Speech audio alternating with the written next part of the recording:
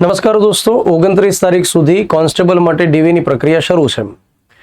ઘણા વિદ્યાર્થીઓના નામ અત્યારે ડીવીમાં તો આવી ગયા છે, પરંતુ એકદમ બાઉન્ડ્રી ઉપર જેના નામ રહેલા છે તો એ વિદ્યાર્થીઓને અત્યારે ખૂબ જ મૂંઝવણ છે, ચિંતા છે, સતત પ્રશ્ન છે અને કેટલાક રૂબરૂ એકેડમીએ મળવા માટે આવે છે. સ્પેશિયલી આના માટે મળવા માટે આવે છે કે સાહેબ તમને કેમ લાગે છે કે આ મેરિટ ફાઇનલી ક્યાં અટકશે.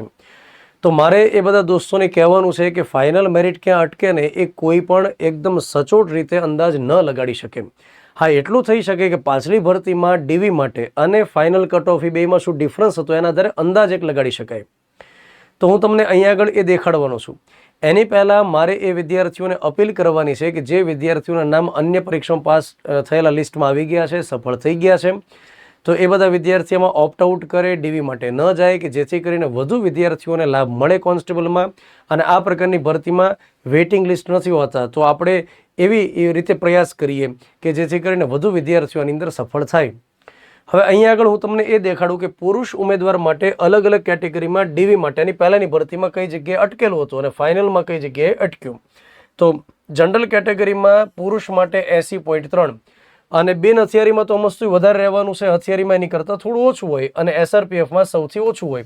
તો આપણે એસઆરપીએફનું જોઈએ તો અહીં આગળ ડિફરન્સ જે રહ્યો ને એટલો બધો ડિફરન્સ માલુમ નથી પડતો અને જનરલ કેટેગરીમાં અમસ્તો એટલો બધો ડિફરન્સ નથી દેખાતો.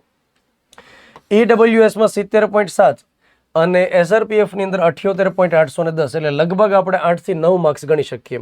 પછી ઓબીસી માટે થઈ ડીવી માટે 74.6 અને ફાઇનલની અંદર 80.100 એટલે આપણે 6 થી 7 માર્ક્સનો ડિફરન્સ ગણીએ. એસસી કેટેગરી માટે 70.195 છે અને એસઆરપીએફની અંદર 77.335 એટલે લગભગ આ ડિફરન્સ 7 થી 8 જ આપણે ગણીએ.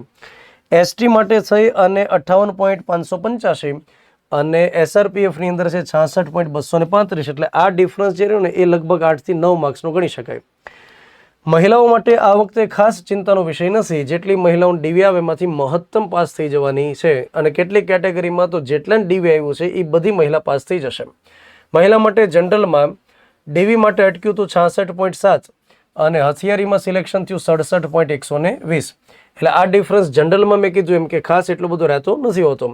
ઈડબ્લ્યુએસમાં 50.035 અને હથિયારીમાં ફાઇનલ સિલેક્શનમાં 61.545 તો આમાં ખાસો ડિફરન્સ દેખાય છે.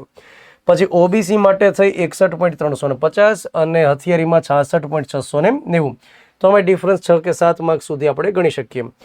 એસસી માટે થઈ 59.4 અને ફાઇનલમાં 65.535 એટલે આમાંય ડિફરન્સ જે રહ્યો ને એ લગભગ 6 કે 7 માર્ક્સનું ગણી શકાય. એસટી માટે 50.035 અને ફાઇનલમાં 59.075 તો આમાં ડિફરન્સ 9 થી 10 માર્ક્સ સુધી આપણે ગણી શકીએ. હવે અત્યારે હાલમાં જે લોકોને ડીવી આવ્યા છે ને એ મેરિટ આ મુજબ રહેલું છે.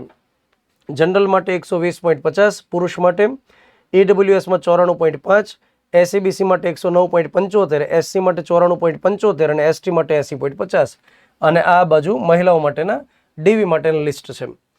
હવે અહીંયા આગળ ખાનાની અંદર શું લખાય ને દોસ્તો, એ ફાઇનલી જ્યારે ખબર પડે ત્યારે આપણે લખી શકીએ. અત્યારે હું પ્રેડિક્શન આપું એ ખોટી બાબત છે, કેમ કે મેં આપેલું પ્રેડિક્શન ખોટું પણ પડી શકે અને કોઈ પણ વ્યક્તિ આ પ્રેડિક્શન આપે ને એ સાચું જ પડે એવું નથી હોતું. આમાં દરેક વિદ્યાર્થીના માર્ક્સ આપણને ખ્યાલ નથી હોતા, કેટલા વિદ્યાર્થી ઓપ્ટ આઉટ કરશે એ પણ ખ્યાલ નથી હોતું.